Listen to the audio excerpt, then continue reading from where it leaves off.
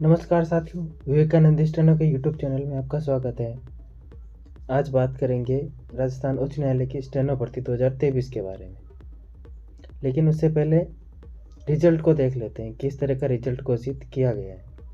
दोस्तों, राजस्थान उच्च न्यायालय द्वारा 9 नवंबर को रात में 12:30 बजे रिजल्ट घोषित करके कैंडिडेट को चौंका दिया था।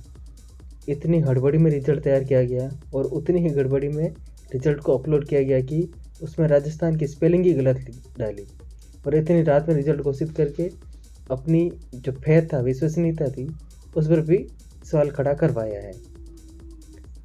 इतनी रात तक ऑफिस में बैठकर कौन काम करता है भाई, ये भी सोचने वाली बात है।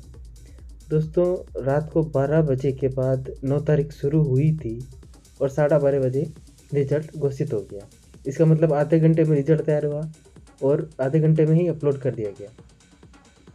चलो, ये भी ठीक है। आगे हम बात करते हैं कट ऑफ की।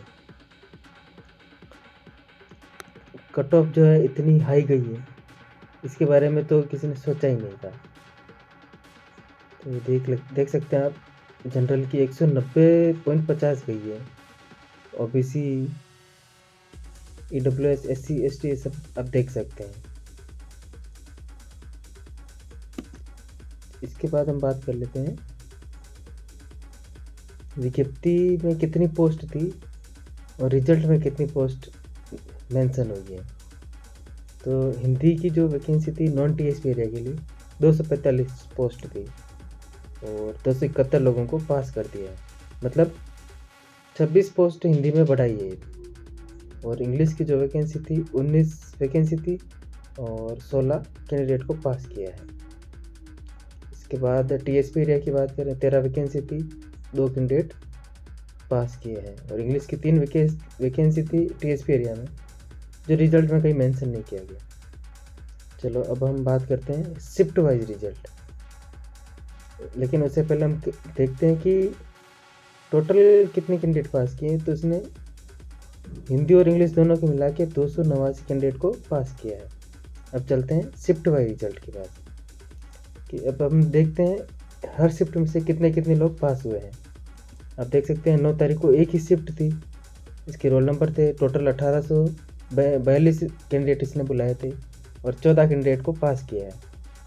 तो जाहिर सी बात है उस दिन से 14 कैंडिडेट ही पास हुए। 10 तारीख को 2 शिफ्ट थी, तो पहली शिफ्ट में से तो इसने 1 कैंडिडेट पास किया है और दूसरी में से 31। उसी तरह 11 तारीख का है, 12 तारीख का है, ये 13 तारीख का, ये 14 और ये 15 तारीख का। 15 तारीख का रिजल्ट आप देखेंगे एक बार, तो इसमें टोटल 96 कैंडिडेट को पास किया एक साथ। अब हम बात कर लेते हैं, सबको एक साथ देखते हैं सारी शिफ्ट वाइज को। तो हम देख सकते हैं 15 तारीख का जो रिजल्ट है उसमें टोटल 96 कैंडिडेट पास हुए हैं और उसमें से भी सेकंड शिफ्ट में से 67 कैंडिडेट को इसने सेलेक्ट कर दिया है।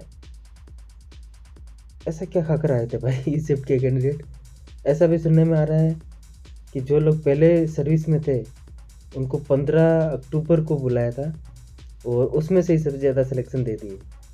इससे अच्छा तो भाई ये होता कि परीक्षा साल एक नोटिस निकाल देता कि हम 100-120 लोगों को ऐसे लेंगे जो पहले से सर्विस में हो या फिर कोर्ट का कोई स्टाफ हो। तो जो बेचारे कैंडिडेट है उनके मन में तो ये रहता है कि जो एक्चुअल कंपटीशन है वो लगभग 150 सीट के ऊपर भी होने वाला है।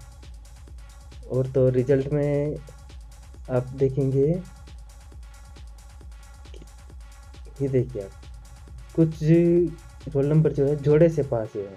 आप देखेंगे 30,081, 30,082। तो कहीं पर तो 2 लोग जोड़े से पास हुए हैं, कहीं पर 3 लोग। इसके बाद भी एक बात और नोटिस कीजिए आप,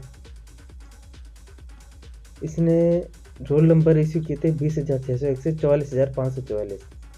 ठीक है, जबकि आप रिजल्ट देखेंगे तो उसमें पॉइंट नंबर 5 देखिए, उसमें ये लिखा हुआ है एक कैंडिडेट जिसका रोल नंबर 44,545 है उसका रिजल्ट अभी रोका हुआ है। इसका मतलब ये कैंडिडेट एग्ज़ाम में अपीयर हुआ था। अब भाई इसका एग्ज़ाम कौन सी शिफ्ट में लिया, कब लिया, किसी को कोई इतना पता नहीं है। और क्या पता इसके जैसे और भी लोग परीक्षा में शामिल हुए हो। ठीक है, अब बात करते हैं अपन। ये देखिए, ये वो सीट है जिसमें रोल नंबर है और उनका शिफ्ट है,